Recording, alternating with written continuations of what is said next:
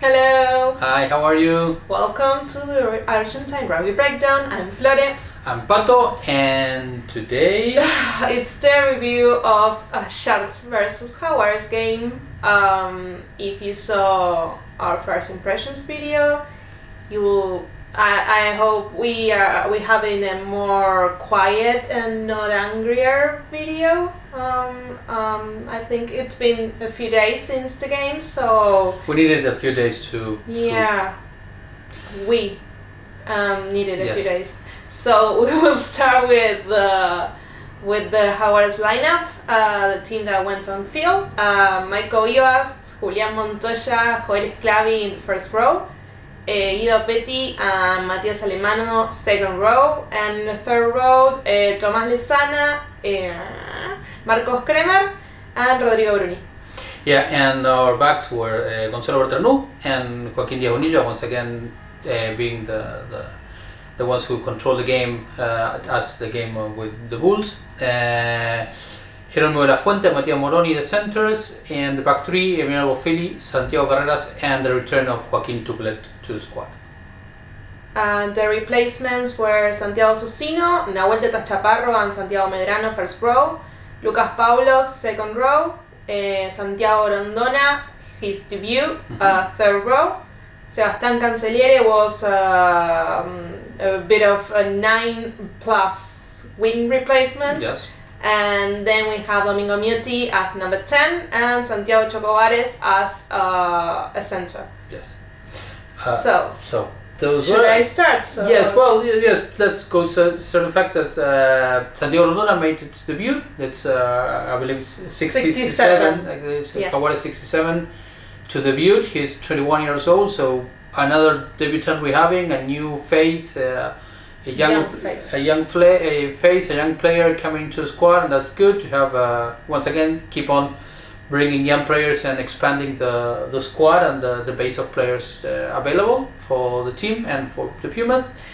And Joaquín Tuculet, yes. First game all around, just not starting or not coming from the bench, but first game since last season. I think it was the last game he played last season was the last regular game before playoffs against I believe it was the Sun Wolves, something like that. I believe it was Sun Wolves. I don't remember. I guess that was the last game he played for Jaguares. So, what can we say about the game? I think we were pretty clear on first impressions, and I don't think our opinion had changed so much. No. Maybe someone is more calmed down now, but I didn't recognize the team that played there. I don't think that was Jaguares or at any point.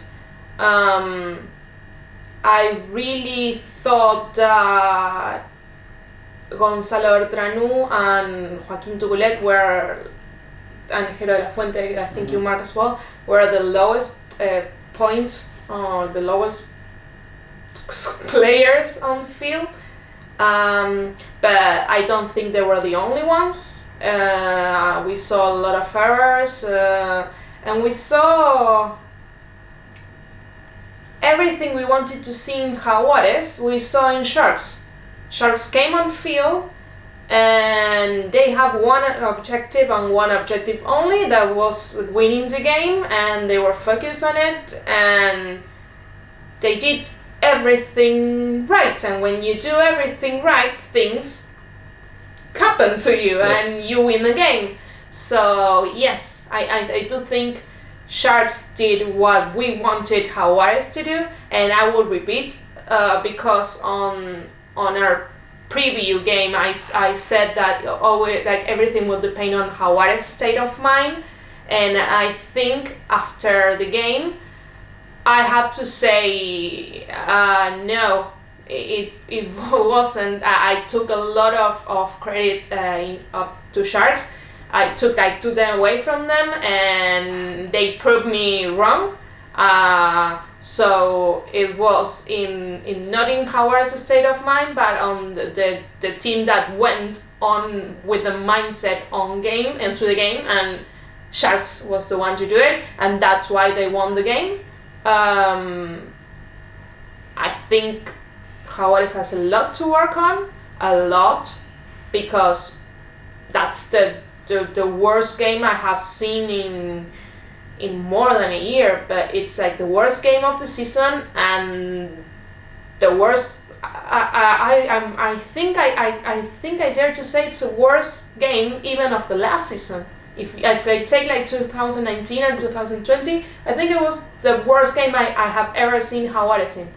Worst. And I have never seen you that angry as well.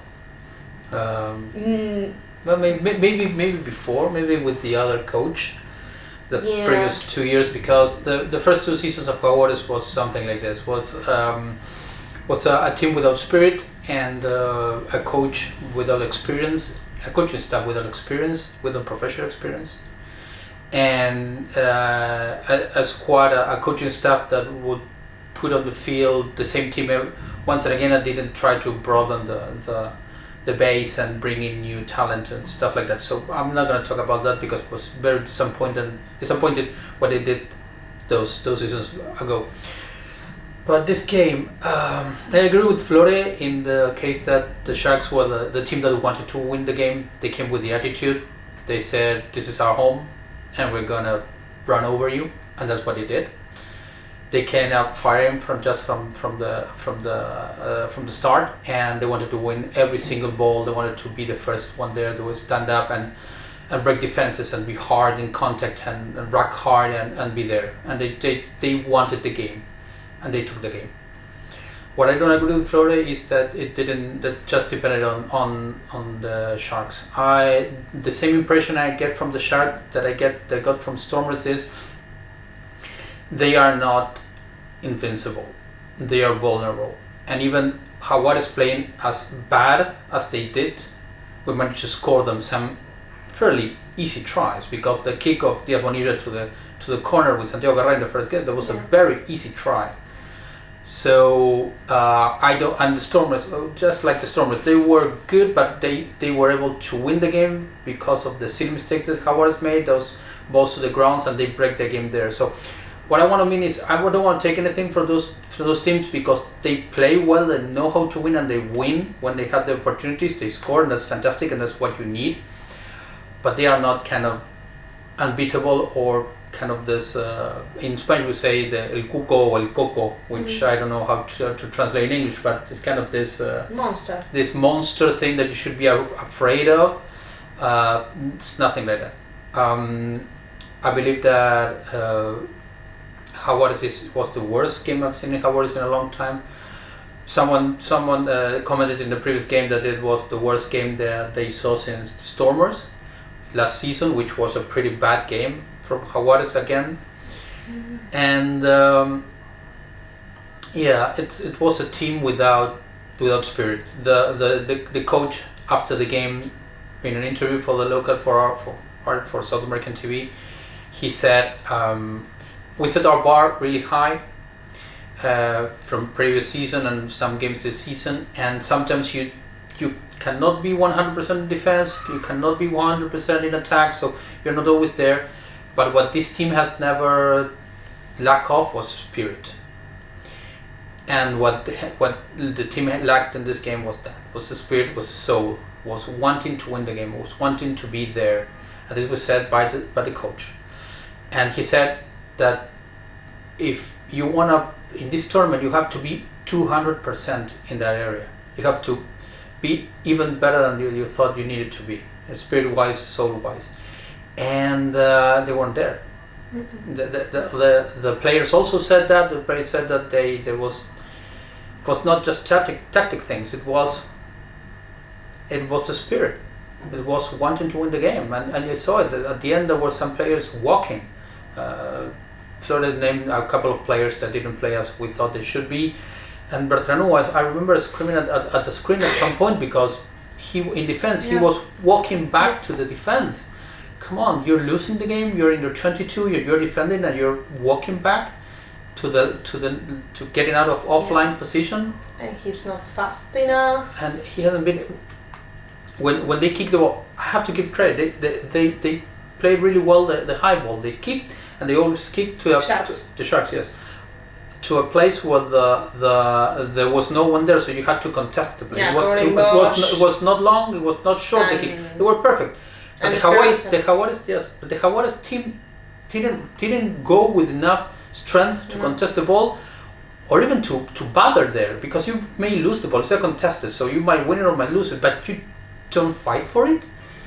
And when the ball lands, you just really don't struggle to get it, to throw yourself into the so no, they missed tackles. They were slow standing up. They were slow positioning themselves once again in the line. So it was not the problem was not tactical, because they knew what they had to do. They trained it, they shown it. The thing was the soul. There was a soulless team. It was just like their bodies were in the field, but their minds were somewhere else. And that's something that I cannot accept as a rugby fan, as an Argentinian rugby fan and a fan of this team. It's something I cannot accept. They can lose. We can lose. There are teams that are better than us. Then or some days we're better than them. Then some days they're better than us.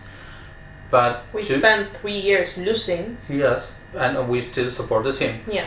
But to go into a team and to lose because they wanted it more, because they were there, they struggled for it more than you did, because they wanted to be the first one to get to the ball and you didn't, because they just because you didn't fight, you didn't have a soul, you didn't have a heart to fight those games. I'm sorry, that's inexcusable for me. They say they want to be they want to represent Argentine rugby. They want to represent their clubs, which they are amateur clubs. All these players come from amateur clubs. They are formed in amateur clubs, and there's passion there, because of course they play because they want to. They play because they love the game, because they want to play with their friends, and they want there's a communion made there, and they want to represent their clubs in this way. Well, certainly they didn't do that last game. Yeah. Certainly do, and they need to do something, because this was not tactical. It's not something that the coaching staff can train during the week and say, okay, now we're going to defend this way, because it was not that the problem. There's something that they need as a group.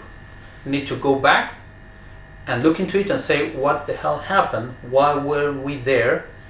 And what do we need to do? How do we have to come out next game against Highlanders, which we're going to be there, to bring back that emotion, that strength that we had. I think the only highlight we have were the replacements.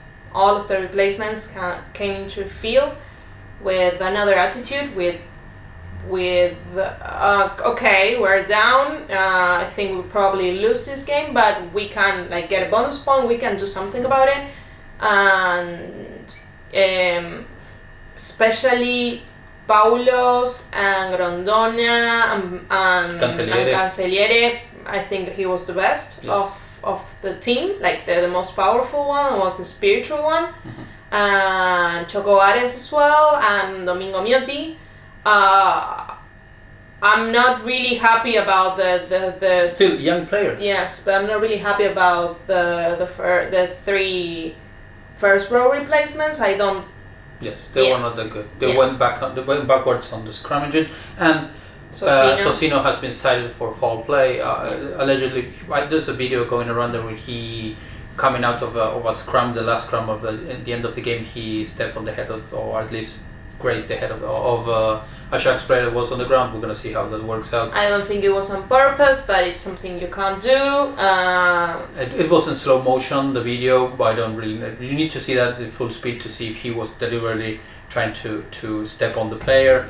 But there's something that we really don't know. We're gonna see which is the outcome of that. It's that thing that when they beat you, not only in points but on mind, because they were destroyed, you start behaving like a stupid person, like an idiot, and stupid, and getting angry and frustrated and reacting in that way when you shouldn't, because they are beating you, because they're playing better than you. And yes, it's something that I thought the squad of Argentinian rugby as a whole has solved, because previously when we were out, I think Argentinian in general. No, I'm talking about rugby. Sports, At the beginning, we were hot tempered and we will just react. There are plenty of stories of international teams coming and playing with provincial selections and ending up with punches everywhere and fights just because. Yes. I thought we were solving that because we've lost some games in the previous season and never ended in at least I remember, never ended really bad. Even the Stormers game last season at Newlands,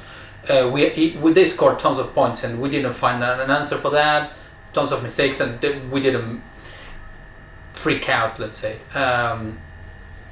Also, something I noticed, and I noticed from the beginning, and I saw it also in the previous games, but I was not sure about it because it always came back. So I said, well, maybe it's not happening. But in this game, I noted it in the starting of the game when we already got 2 tries against so easily.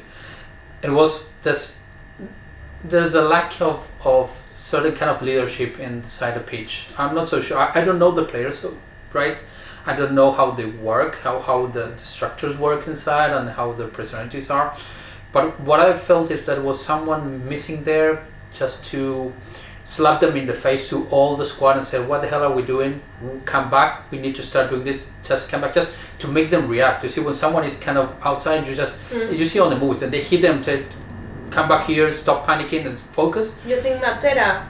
Well, that's one thing I want to say, that maybe we're starting to see not tactically missing this kind of players like Matera, but maybe in that area. That the coaches said that although some of the players were going to be replaced, maybe the weight that they have as a whole in the squad and sometimes in the because of the personality, what they brought apart from the tactical ability into the squad was something they're going to miss. And maybe we're seeing here that they're missing someone as strong and with that possibility, with that mentality. Yes. It's something that's missing. I really don't know how Gerola Fuentes, the captain, is because this has never happened before. But what I saw was that at that point there was no one there just to slap people in the face and say, just wake up, focus. Something that I didn't see. So that's something I've been thinking about, and I saw it here and said, okay, we might need to solve this. Oh, I don't know if we have the players, I don't know if they can do it, I don't know if that's the issue really. But we're going to see. On Saturday we'll have Highlanders is coming to play. They are not in a good position they're really as we are. They lost tons of players last season, and they're probably the weakest New Zealand team this season. Yes. And both Highlanders and Jaguares have been traveling together to Argentina, to Buenos Aires, so we will have... They might have even shared the same plane. Who knows? Depends on the time days. So we really... we're not going to do a preview now, so we will see what happens on the next video and the preview. True. I think we don't have you can see, or if I get the feeling that we're very sad and down and disappointed. Yeah, it's disappointed. It's a very sad video today. Yes, it's been a disappointed Saturday for rugby wise for us. Yeah. So we will see you in the next video. Jaguares guys, we will do a preview of Jaguares Highlanders. We will be on the stadium as well. So follow us on social media because we're gonna be uploading pictures and maybe some videos from the stadium. We will try to do some things. Especially Instagram, and Twitter probably. Yes, Facebook. So Instagram and Twitter, we're gonna be trying to upload things there. We'll be trying to do some stuff and see if it works. And check it out there. Please, apart from social media, subscribe, like the video, because if you like it, they're gonna be recommended and more people are gonna join this and tell us community. Tell us what you thought about the game. If you agree with us, if you don't, and we'll see you in the next video. And I hope we're kind of happier than this. Yeah, I think we're gonna be. It's gonna be a preview, and I think we're gonna have reports from the week. We're gonna see interviews with the players and say new things, and we're gonna see. Okay. Well, see you in the next video. Bye. See you in the next video. Bye.